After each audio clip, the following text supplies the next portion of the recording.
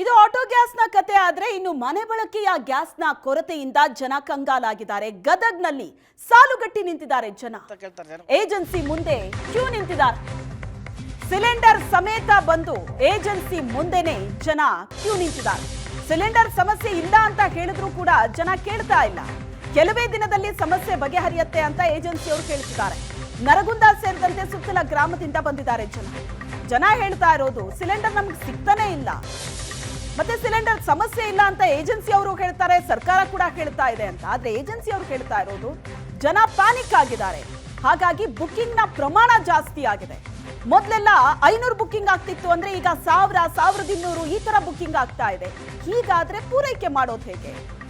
ನಿಜವಾಗಿ ಹೇಳ್ಬೇಕಂದ್ರೆ ಸಮಸ್ಯೆ ಇಲ್ಲ ಅಂತ ಏಜೆನ್ಸಿ ಅವರು ಹೇಳ್ತಾರೆ. ಸರ್ಕಾರ ಕೂಡ ಗೃಹ ಬಳಕೆ ಸಿಲಿಂಡರ್ನ ಪ್ರಾಬ್ಲಮ್ ಇಲ್ಲ ಅಂತ ಹೇಳ್ತಾ ಇದ್ದಾರೆ. ಆದ್ರೆ ಜನಕ್ಕೆ ಮಾತ್ರ ಸಿಲಿಂಡರ್ ಸಿಗ್ತಿಲ್ಲ.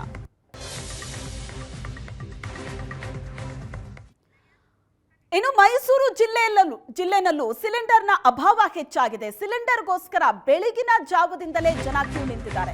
ಮೈಸೂರಿನ ಪಿರಿಯಾಪಟ್ಟಣದ ಬೆಟ್ಟದಪುರ ಗ್ರಾಮದಲ್ಲಿ ಜನ ಸಿಲಿಂಡರ್ ಸಿಗದೆ ಒದ್ದಾಡ್ತಿದ್ದಾರೆ. ಮುಂಜಾನೆಯಿಂದಲೇ ಗ್ಯಾಸ್ಗೋಸ್ಕರ ಜನ ಸಾಲುಗಟ್ಟಿ ನಿಂತಿದ್ದಾರೆ. ಧನಲಕ್ಷ್ಮಿ ಗ್ಯಾಸ್ ಏಜೆನ್ಸಿಯ ಮುಂದೆ ಕಾಯ್ತಿದ್ದಾರೆ ನೂರಾರು ಜನ. 1 ವಾರ ಆಯ್ತು, ಸ್ಟಾಕ್ ಇಲ್ಲ ಅಂತ ಏಜೆನ್ಸಿಯವರು ಹೇಳ್ತಿದ್ದಾರಂತೆ. 1 ವಾರದಿಂದ ಸಿಲಿಂಡರ್ಗೋಸ್ಕರ ಜನ ಕಾಯ್ತಾ ಇರೋದು. ಕೆಲಸ ಬಿಟ್ಟು ಬೆಳಗಿನ ಜಾವದಿಂದಲೇ ಏಜೆನ್ಸಿ ಮುಂದೆ ಬಂದು ಕೂರಬೇಕಾಗಿದೆ.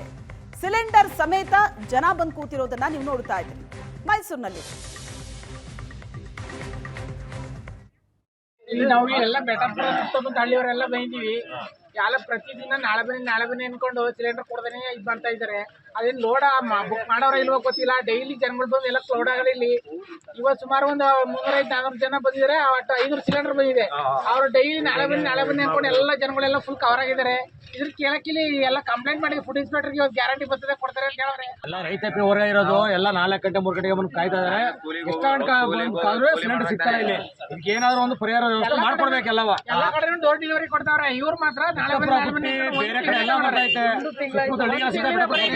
ಇವರು ಇನ್ನೋದ್ರೆ ಪ್ರಿಯಾಪಟ್ಟಣದಲ್ಲಿ ಭರತ್ ಗ್ಯಾಸ್ ಕೊಡ್ತಾವ್ರೆ, ಕೊಡ್ತಾವ್ರೆ, ಡೈಲಿ ಕೊಡ್ತಾವ್ರೆ.